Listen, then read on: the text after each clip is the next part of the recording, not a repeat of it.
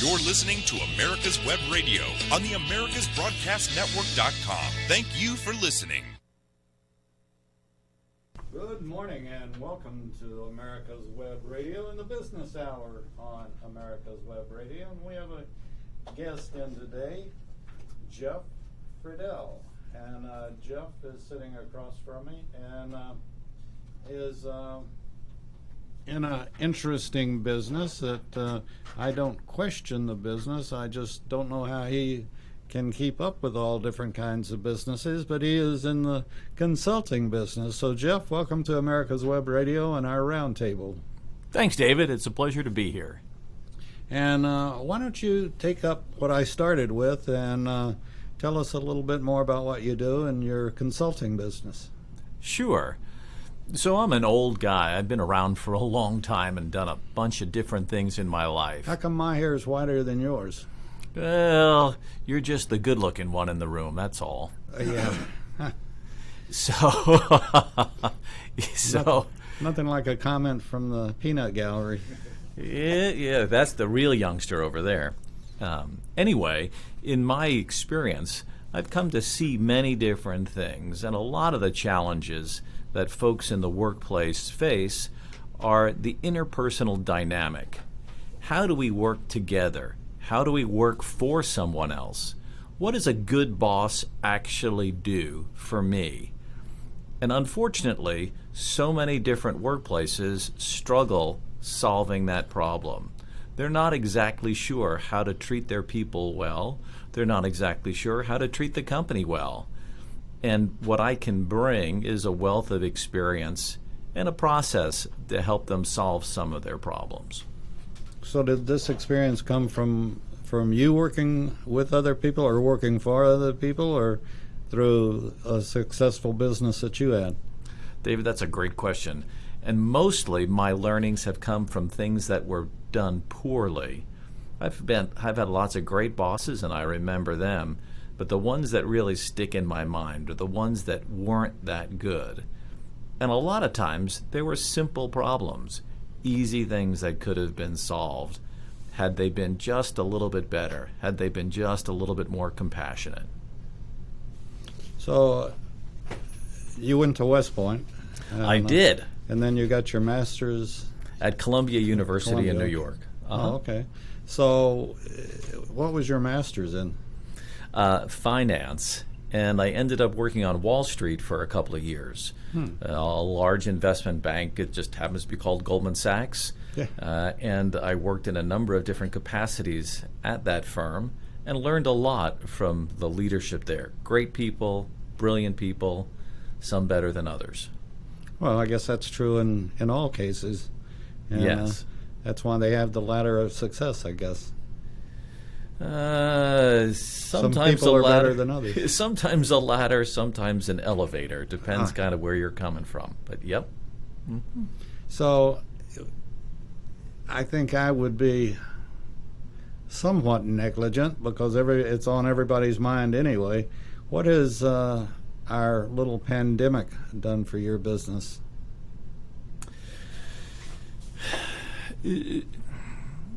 So when everything shut down, that brought my business pretty much to a standstill. However, what I think is happening now and what I'm seeing are people reflecting on the experience, and they've got a little bit of time to actually think, what would be the right answer? How can I restructure my business to be better?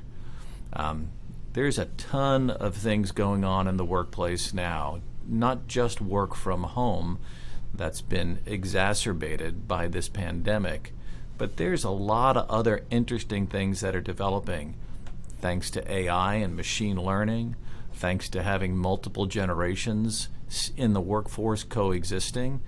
It's creating an opportunity for those companies that want to make a difference to actually be intentional and do some good things.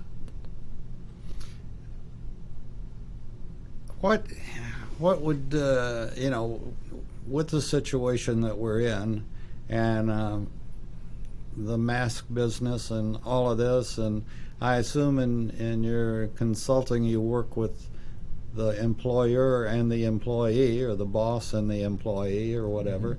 And this social distancing and all the other crazy things that are going on. And as you're aware, we don't wear masks here. We never have. And nobody's gotten sick. And we do the hand cleaner and the spraying after folks are in and out. But, I didn't feel like we were at high risk to begin with.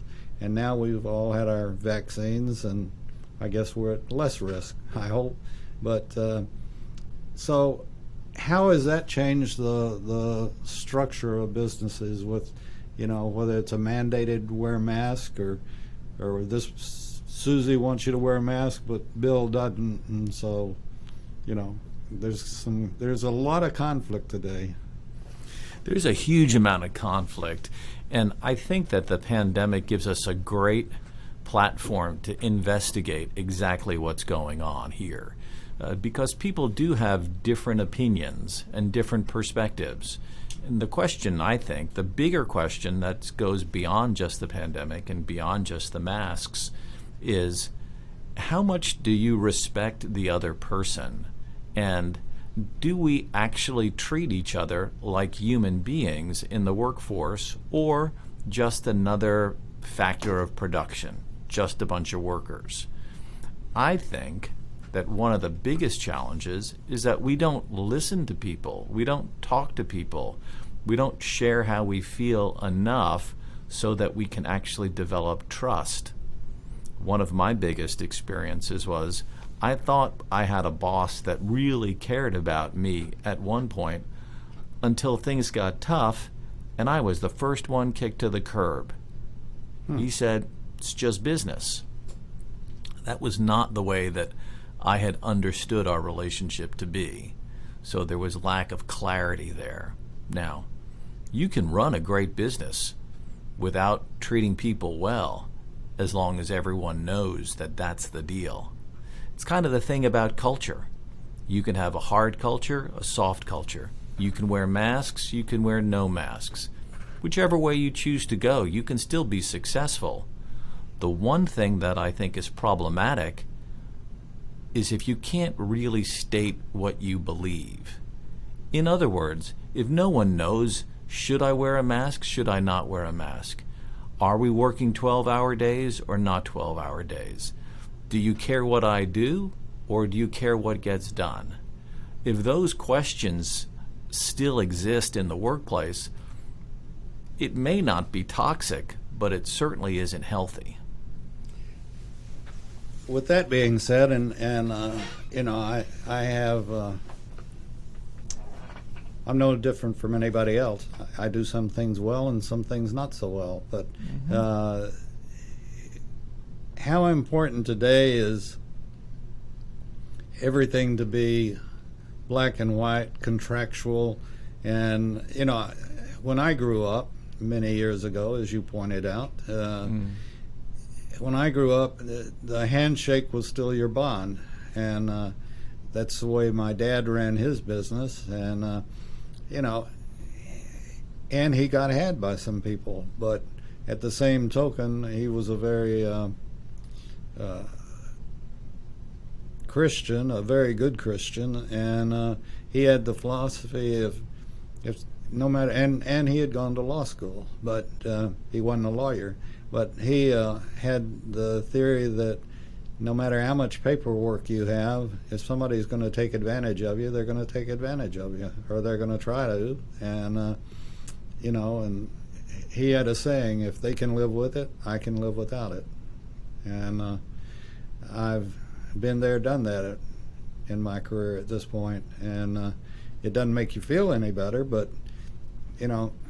I think, like my dad did, that everybody's like me, and unfortunately they're not.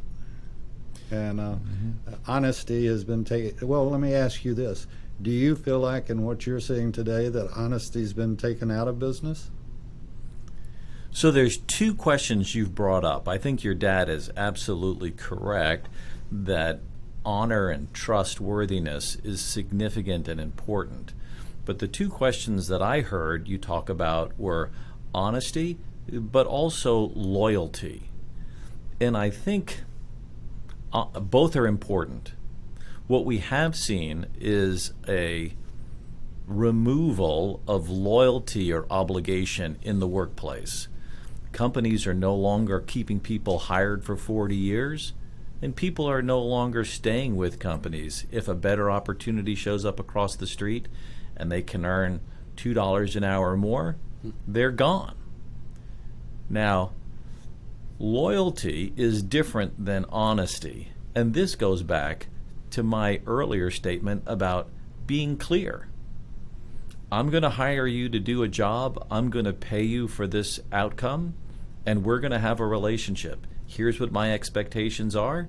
What are your expectations? I tell you, you tell me. We get clear with that.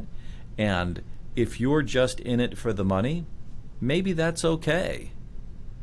As long as you're not lying to me and saying, oh no, I'm going to stay here for the rest of my career and retire, and 2 weeks later you're out the door. So there's a difference between the honesty and the loyalty piece. What in your experience in the past few years, what has, and I guess for lack of better terms, it seems that we have a problem with a group called millennials. And, I had a young man that worked for me, and I won't go into all of the details, but 28 years old, and his mommy was still doing his laundry. And he wound up to be a terrible employee. And, he left before I could let him leave, before I told him to leave. But he was, you couldn't depend on him to show up on time. You couldn't depend on him for anything.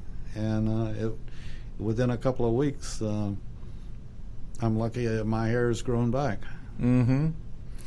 So this is such a great subject to bring up because it opens up. Before we get into it too much, we'll take our first break and then we'll come back and you can have.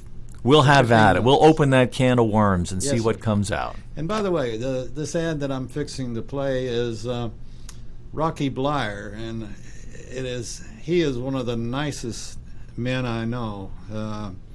He's a football player, and he was well known, was a veteran and injured in Vietnam, and came back and still won. When he was told he couldn't walk or wouldn't walk again, he came back and with the Pittsburgh Steelers won 4 Super Bowl rings. And Rocky and I have gotten to be friends, and I love it when we start talking, or he starts talking about Bradshaw. And he'll say the first thing that when you walk in a room and Terry Bradshaw's there, you start laughing. And anyway, he's done this spot for Warriors to Citizens, a group that I highly respect and proud to be working with. Hi, this is Rocky Blyer, former 4-time Super Bowl champion with the Pittsburgh Steelers and Vietnam veteran. As a board member, I'd like to talk to you about Warriors to Citizen, a nonprofit organization that helps American heroes, soldiers, police, fire, EMT, and their families recover from the psychological harm caused by career-induced stress. Over the last 20 years, broken relationships have been a major causal factor for the highest documented divorce rate and resulting suicides in this population. This program, From Warriors to Citizen, is delivered free to families by professionals, all whom served in uniform and understand the needs to be addressed. I ask for your support, so please go to our website, warriorstocitizen.org, and find out how you can help, either by making a donation or sharing this information with an American hero that you may know. And thank you. Hello, I'm Dr. Mike Karuchak. Have you ever wondered what doctors talk about amongst themselves? If you do, join us on the Doctor's Lounge and hear the doctors' conversations amongst themselves. Join me and my co-host, Dr. Hal Schertz, every Thursday morning, 8 to 9 a.m. You're listening to America's Web Radio on the AmericasBroadcastNetwork.com. Thank you for listening. And welcome back to America's Web Radio. And our guest today is Jeff Friedel. And Jeff was talking to us about his business, consulting, and I just asked him about the impact of the millennials, which they have certainly had their impact. David, this is such an interesting subject to talk about because unlike almost any other time in history, the workplace is populated by multiple generations. Typically, one generation would retire or move on as the next moves into the workplace. But we've seen an extended life cycle of people, perhaps even you and I, who get to work as we get older, who are still in the workforce as succeeding generations come in. So there's a conflict in style that causes misunderstanding and challenges. And you were talking briefly about a specific experience that you had with a young man who was, how can I say this politely? Let's just say he was not the best worker. And we'll just leave it at that. I think you need to go back a little bit to the 60s and the 70s and the 80s when these young people were being raised. The summer of love, independence, freedom, craziness.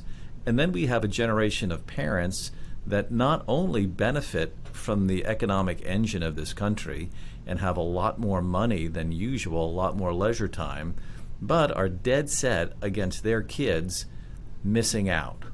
The FOMO, fear of missing out factor, comes in.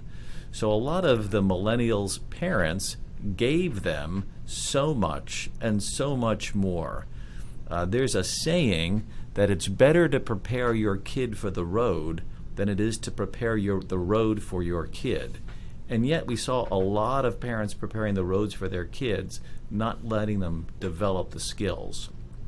As a result, we've got a group of young people, some of whom are amazing, brilliant, over-the-top contributors because they've really grabbed on to the freedoms that they've had and to the opportunities that they've been given and learned amazing things. Others, unfortunately, not so much, and are sitting back and have an expectation that everyone's supposed to get a prize at the end of the race. So we've created an environment that has done a disservice to these young people, and in some cases, we are struggling with the consequences of that today. My thing to you is, what do we do now? What do we do now?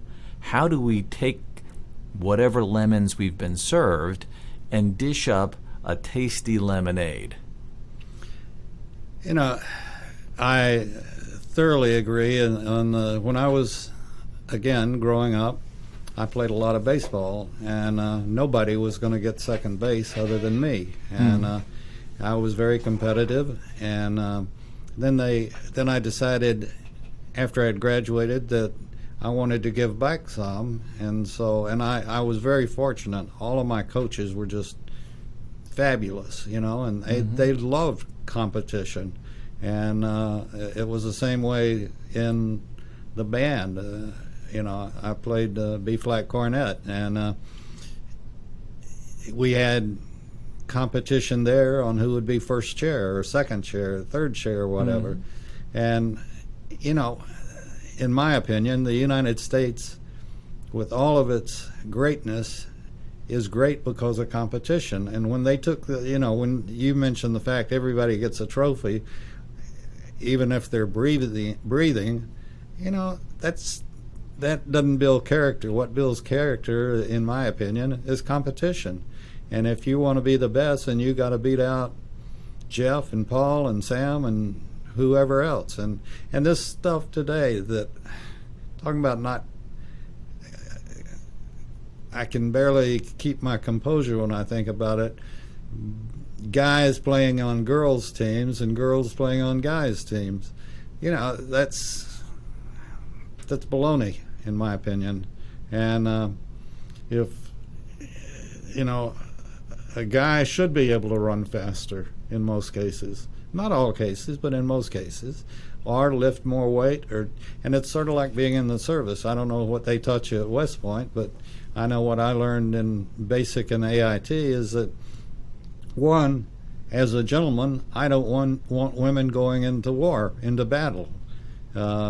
Certainly they can serve, and a lot of them served quite honorably as nurses or whatever the case might be, and I don't think they should necessarily sit in the tent and sew, but at the same token, the thought of a lady being captured, I can't take, and they can't, I'm sure that West Point, one of the major things they teach you is that you have your buddy's back and your buddy has your back, and when you jump in the foxhole, you want to be sure you're jumping in with somebody that's going to cover your six. So this is an excellent question, and when you talk about what we've been taught as we've grown up, one of the important things that I've been taught is keep your eye on the ball. Oh, yeah.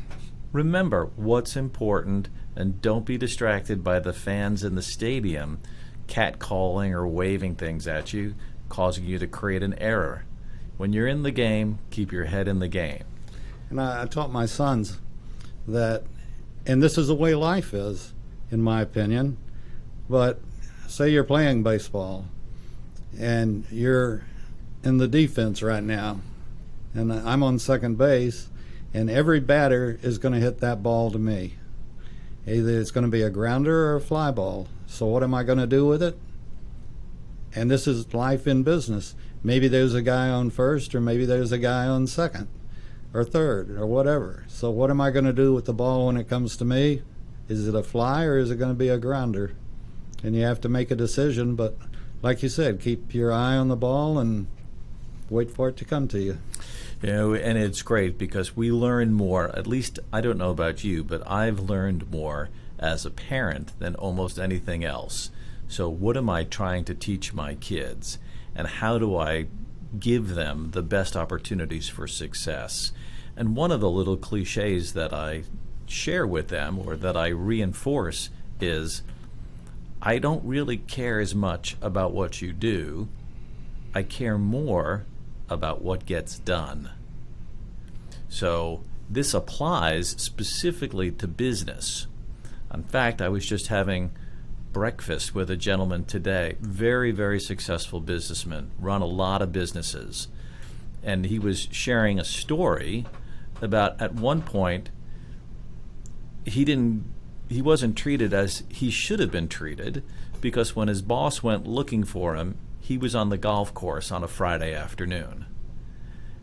And he said, but the end result was I was producing 150% of what my plan was, doing 1.5 times more than I should have been. What do you care if I'm on the golf course on a Friday afternoon? Would you rather have me working 80 hours a week and producing less? Of course not. Of course not. So staying focused on what's important, focusing on what gets done as opposed to how you do it, I think are critical success factors. And this segues nicely into a challenge that we're going to see now and in the next 5 to 10 years. You and I remember, we've lived a while. We've got a life of experiences. We remember, I don't want to say the slower times, but perhaps the more easily understandable change. Today, change is happening so quickly, and the pace of change is rapidly accelerating, so much so that the skills people have are becoming obsolete prematurely. I'm going to make a lot of people unhappy when I say this, but we've just spent a lot of time and energy focusing on STEM in education. Focus on science, technology, engineering, math. Teach your kids how to code. If your child knows how to code, they'll be successful when they grow up. Well, I don't think I'm the first one to say this, but let me make no mistake. It's not going to be that much longer before the machines are doing all the coding, and we're not going to need programmers, at least not quite as many as we have today.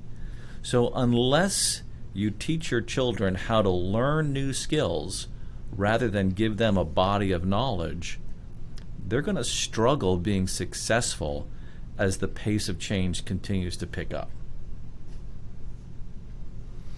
Well, there's another factor that I've been very blessed that because I wouldn't have known how to handle it, and if whatever I did would have been a very poor handling. But my two boys never ever got into drugs, and had they, and I've got so many friends, I even friends that have lost their kids to drugs, and I was just very fortunate that that was never their thing, and they never ran with a crowd that was into drugs.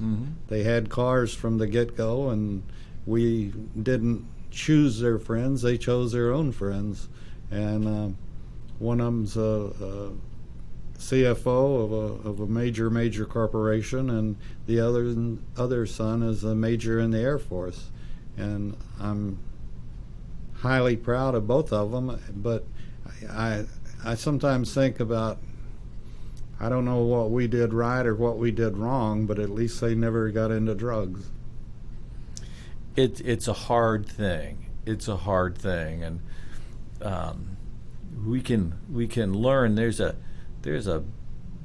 Bible verse that says, "Love covers a multitude of sins." And as parents, we don't always know the right things to do, but if we can continue to love our children well, we stand a better chance of them avoiding some of the pitfalls. And it's not just drugs or pornography. People can be distracted by their time spent on activities that are not productive. TikTok, Instagram, there's 1,000 different ways for you to be entertained today that can possibly take your eye off the ball. Jeff, we're going to have to take another break. We'll come back with Jeff Friedel after this. My name is Kyle Hayes, a motorsports student at Alfred State College. Every year, Alfred State students compete in the Great Race, which is a cross-country time endurance rally for vintage vehicles. As you can imagine, it's pretty costly. I'm asking for your help. Your donation can make it possible for these students to live their passion and promote the vintage automobile industry. Please visit our site at give.alfredstate.edu and search Great Race to learn more and help us reach our goal. Thank you. Perhaps you are struggling to cope with the disease of addiction. If not, you probably know a family member or friend that needs help in battling the cravings and the personal and professional damage done by the effects of drugs or alcohol. Get a pen and paper and be ready to write down the following. These are the issues that the trained staff at the Atlanta Healing Center address and treat every day. Their doctors and counselors with over 40 years of practice in the field of addiction can treat the suffering individual in a thoughtful, compassionate, and experienced manner and guide him or her along the path to recovery. So call 770-696-9862 and speak to a knowledgeable staff member about how you or your loved one can be helped to enjoy a better and healthier life. More information is also available on the website at www.atlantahealingcenter.com. You're listening to America's Web Radio on the America's You're listening to Broadcast America's Network. Web Radio, and Thank we're you glad to for have you listening. listening in as I play over myself with a spot, a promo. But we're enjoying being with Jeff Friedel and talking about his business, which is helping other businesses. We sort of have the same approach. As I had built an ad agency, I was one of the first that I know of anyway to use the term B2B and business to business, and that's the way I did my ad agency. And I didn't go in telling them that I knew better than they did. I went in telling them or asking them what they wanted and what they were looking for, and then went from there. But I was going to ask you, when we were talking about the pandemic and the effects on your business or the effects on all businesses, how many books do you think will be written about it? Oh my goodness. There are so many different aspects of the fallout that need to be addressed. There will be case studies and books about how people respond and the different responses that people take. And it's easy to be critical when you have 20/20 hindsight.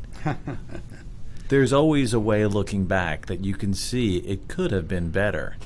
You and me, we could have invested in GameStop that day before and sold it right when it was at its peak if we'd have thought about it a little bit more. But in the moment, it's hard to make those decisions. Similarly, as people grapple with these seismic changes to the way we live, to the way we work, to the future, I think there's going to be an opportunity to figure out how we could have done it better. And how much of a factor do you think this will be in university classes and business schools? Now you're speaking to some of my favorite areas. We were just talking a little bit before the break about education and how it's important for us to teach people how to learn, how to be agile, how to understand and be resilient and have to reinvent themselves. The institutions that we have of education have existed for many years, and for a long time they were okay. I don't believe that we are preparing our kids, be it at the undergraduate or at the college level, sufficiently for the world that they're about to walk into when they graduate. Why? Great question. Everything is changing so quickly. If you're an electrical engineer, you're probably okay. If you're a computer programmer, you're challenged. If you're a truck driver, the self-driving trucks are coming. If you're a radiologist trying to pick out what a few little blips and dots on an X-ray look like, your days are numbered because the machines are going to do it better. Think about this. This is one we've seen in our lifetime. I used to know some really great travel agents. How many great travel agents do you know today?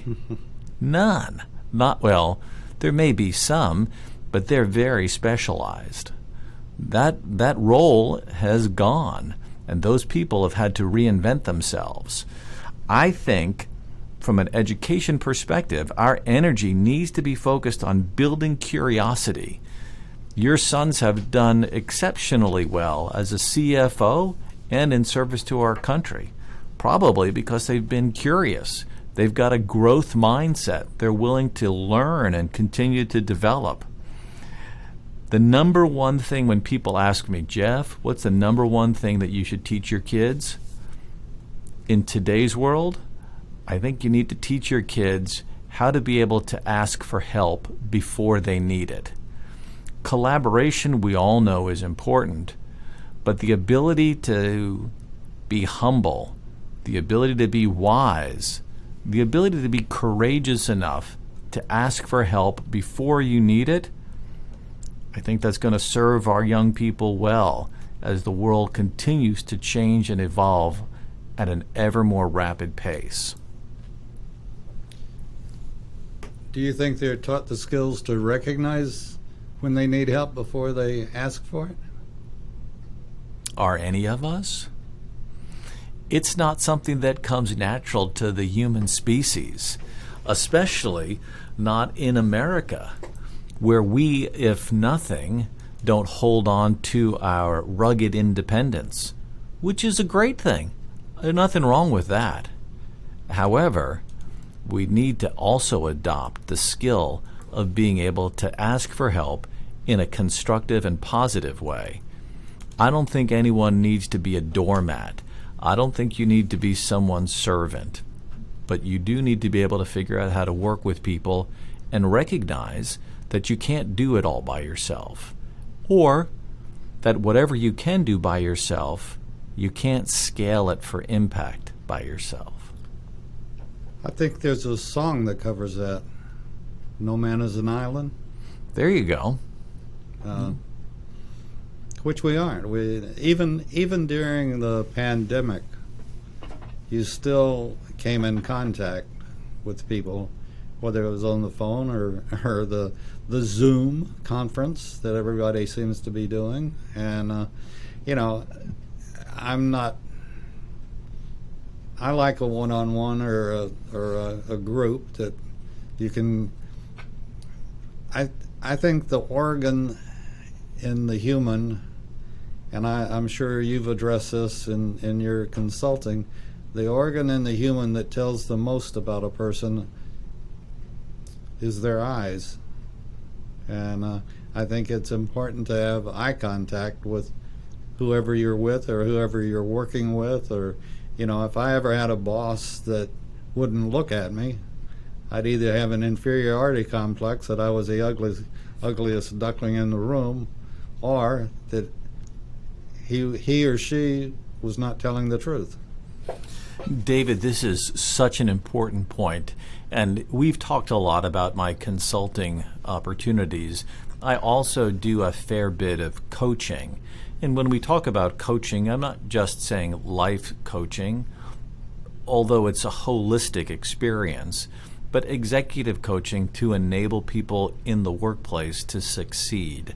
And one of the largest challenges that we have, whether you're a top performer or whether you're just a solid contributor, is your ability to interact with other people. And it's only getting worse. These things here, these little pieces of technology that we call a phone that are labor-saving devices, are fantastic. They're great. But they provide a barrier between two people that inhibits that deep relationship. Just let me talk before I forget. You talk about the pandemic and how what we've learned from it. The incidence of anxiety in young people has gone through the roof in all people, with folks being locked in their homes. An inability to get out and interact with other people is just detrimental to our well-being. That's what we've seen happen as a result of the coronavirus forcing folks not to be able to interact. But in the workplace, whether it's in today's world or once we finally get back to work, there's still a huge component of success that's dependent upon our ability to interact with other people. And how do we do that? How do we build that trust? How do we become courageous enough to be transparent and vulnerable? How do we interact and know how to interact with folks? Sometimes it's necessary to have an external person come in and provide some perspective. You know that old saying, pull yourself up by your bootstraps. Well, that's physically impossible. Gravity just isn't going to let that happen in the real world. We need other people who can help give us perspective and show us where our blind spots are so that we can be better. There's a lot of great people that are running around not fulfilling their potential, and they don't maybe even know why. They just know they're struggling, and they need that perspective, that third party that can look in and help them out. With that said, obviously we're very fortunate in Atlanta to have one of the most successful franchises ever, and a total pioneer in the business. And how would you improve on Chick-Fil-A? I love Chick-Fil-A. I love Chick-fil-A, but let's never forget what Truett Cathy said. No money, no mission. Yes, Chick-fil-A is a force for good in our society, and it comes through in the culture and the interaction of all the people on their staff. But they're a business as well, and they need to operate as a business. How could I improve Chick-fil-A? I think it'd be a little bit arrogant for me to have an answer right now, but I do know this. All of us have opportunities for improvement. All of us need someone that we can trust, who's on our team, who we can go to for that confidential advice, that honest perspective, that get me out of the echo chamber of my head and help me make sure that I'm seeing this correctly kind of perspective. A lot of companies now are going to incorporating an internal, let's just call it internal coaching function, because they recognize that even though I have the best technicians, the wisest consultants, the hardest working laborers, sometimes we need to support those people just as human beings. And if we do so, not only does their productivity increase and their loyalty increase and turnover decrease, but we've created an overall happier, healthier culture for our company. So how could I improve Chick-Fil-A? I think they're doing a pretty darn good job. But I know that everyone's got an opportunity for improvement. You just need to look around. Where does, in your philosophy of business and consulting, where does religion fit in? Or does it? So this is also such an important thing. And I'm going to start this part of our conversation around the word respect. We're all humans. We all see the world differently. No matter what I think or what you think, or how much I can empathize with you, I'm not really going to know where you're coming from. So I think it's really important that we start off with respect. So with that as a foundation, when we talk about religion, religion is part of who you are. It's part of how you show up. It's part of how you treat other people. None of that is a job-specific thing, but all of that plays a role in how you do your job-specific thing. Does that answer your question? Yeah, and I'll go a little bit further in that, Sure. As I've mentioned, we do a lot with veterans and, in turn, chaplains. Mm-hmm. And I've got a close friend that's a chaplain. And I say a close friend, maybe I'm putting words in my mouth instead of his, but we are friends. And his, for lack of better words, his business of being a chaplain, and it is in a sense. But more and more corporations are coming to him, wanting him to spend an hour a week in their business. And you know, he said it's been flattering and interesting that, you know, they give him an office. He walks in at 9 o'clock, and at 9:02, he has an appointment with somebody that just wants to talk, and or wants to talk about the business, or wants to, you know, who knows what. But they feel more comfortable going to a chaplain than they do going to the HR person or maybe their boss or whatever. And that I had never realized that this was going on in the background, that corporations were hiring chaplains, having their own chaplain, in-house chaplain, coming once or twice a week, and I guess in some cases daily. I can't say that for a fact, I don't know, but I know on a weekly basis. Corporations have long provided benefits to their employees. It never used to get health insurance. Now health insurance is non-negotiable. Everybody should get health insurance, although it doesn't happen. Sometimes you get a company car. Maybe there's a pool table or free food. Those are all benefits to enhance the employee's experience. Now, if you want to have a chaplain in your workplace, I think that's a great benefit. I think that's probably the most important benefit you can have, and this is my personal view. If you haven't sorted out what you think about your theology, in other words, is it just the humans or is there someone else? If you haven't really stopped and thought about that, I think you need to do that. I think you need to get right with who you think is out there, if anyone. Is there a God? What kind of a God? How many gods? Where do I fit relative to God?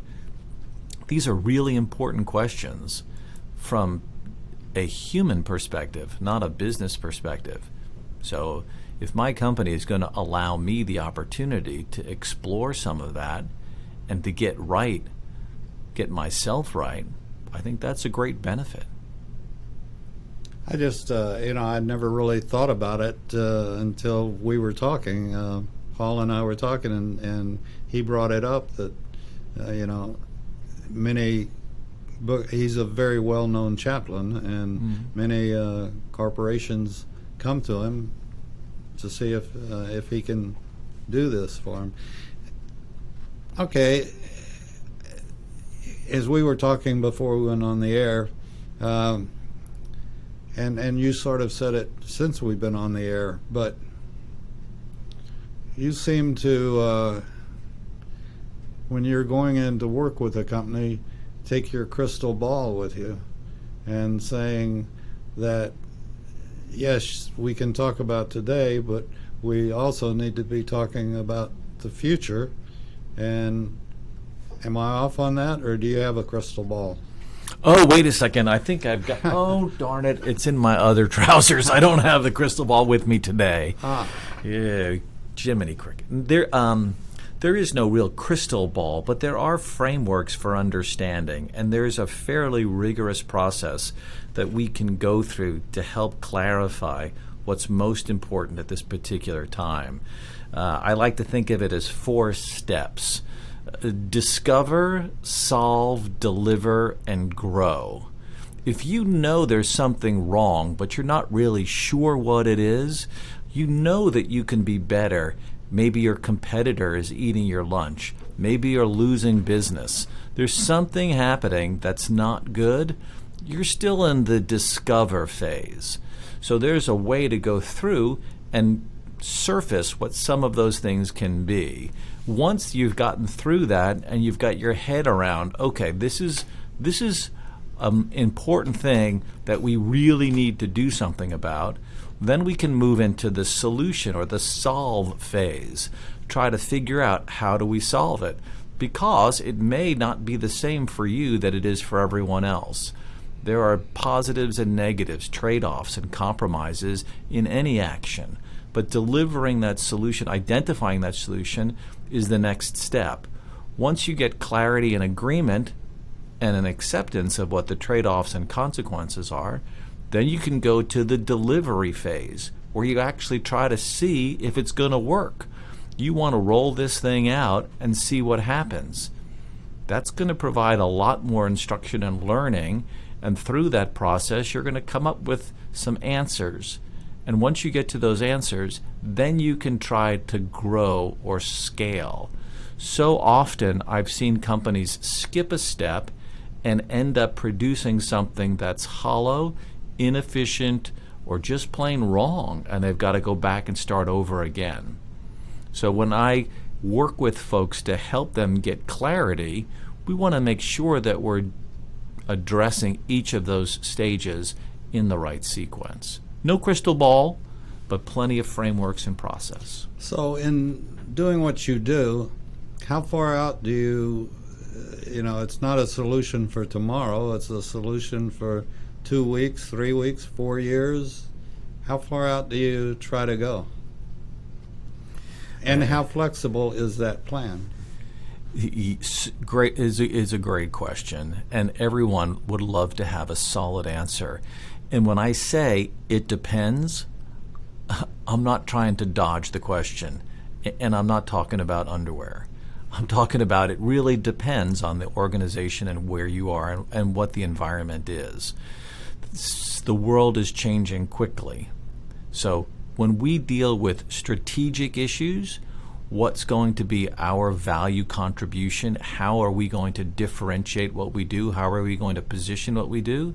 That tends to be a more long-term approach, a more strategic approach, and we can look a couple years down the road.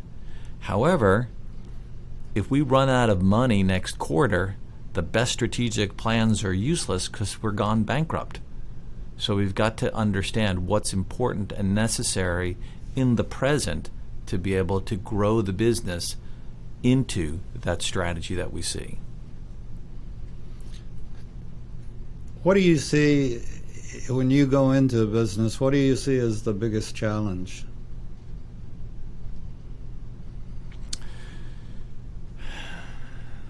So I don't go to every business.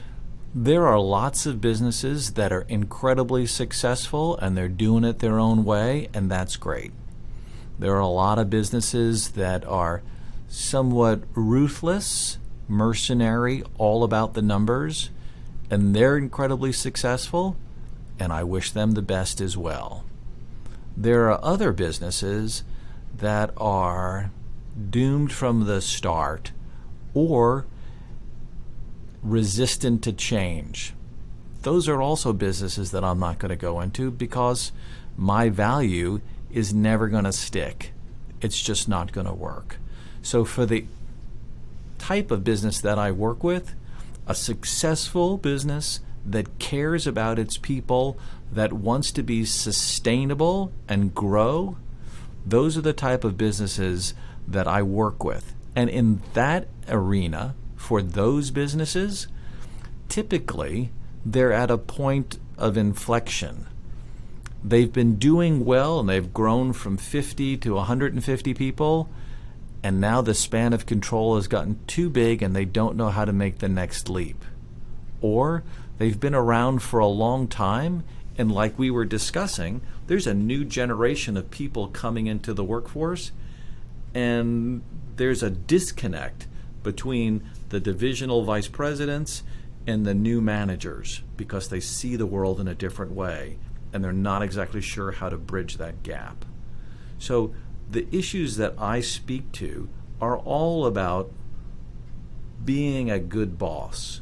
What does that mean, and how can I do that? How do I take care of the people for whom I'm responsible to give leadership to? Jeff, how do people get a hold of you? So they can just email me at jeff@copperdalelane.com. That's copper like the metal, Dale, Lane, all one word, copperdalelane.com, and Jeff is Jeff. And you'll come out and is it the first visit is... The first visit is free? No, not exactly. Sorry. No, so the first David's going to pay for the first visit. So don't you worry. If you're a loyal listener, David Moxley is going to pay for the first visit. No. I'm happy to do an initial diagnostic and have a conversation. So the first conversation is fine. And if it turns out that there is a legitimate need, something that I can impact, we'll work from there. Do you find that on your first visit, are the manager or the owner has any reluctancy to open his robe, so to speak?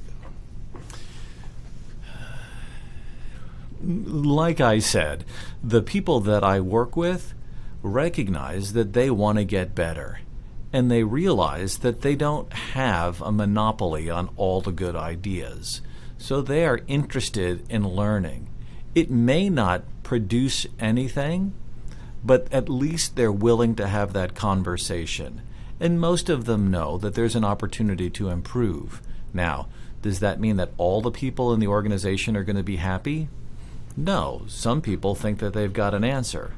But in general, if we're going to work together, I'm going to trust that you're telling me the truth, and I'm going to give you the best value that I can.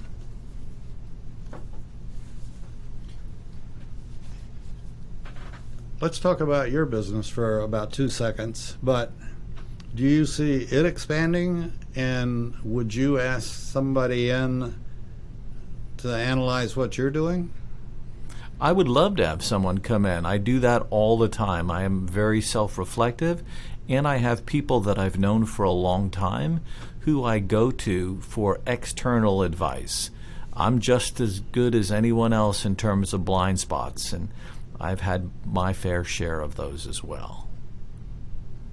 So you're sort of a business psychiatrist, huh? in a way. A business therapist, a business psychiatrist. I've got a good friend of mine who calls himself the business therapist. But sure, I think that that's an interesting way to put it. Yes. Well, everything has an odor, and some can smell it better than others. And I would say that that's true with some businesses stink and some cover it with perfume. And your position is needed in many cases, I'm sure. And we're going to have to wrap it up here shortly, but is there any last words of wisdom you want to give our audience? Yeah, sure. I just am honored to have the platform and to be able to share some of my thoughts. I think that anyone who's listening, I wish you the best. I hope that you've learned something here, and maybe we'll stop and reflect on where you sit, and to David's point earlier about where you sit theologically, where you sit in your business. Do you actually want to improve? Is this something that you'd like to see and change? And stop and think about it, because we often just make do with workarounds. There's little things that are annoying, there's big things that are troubling us, and usually we put a Band-Aid on it, turn our head the other direction, or figure out a way to hop on the left foot and make sure that we still get done everything that needs to get done. Well, stop that. Just stop. Just go ahead and find a way, maybe it's me, maybe it's someone else, but find a way to address those things that are really causing you irritation, that are frictions in your business, so that they can be dealt with. More often than not, I think you'll find that there are some easy solutions that someone can help you put in place so that you can begin to operate in a healthy way going forward.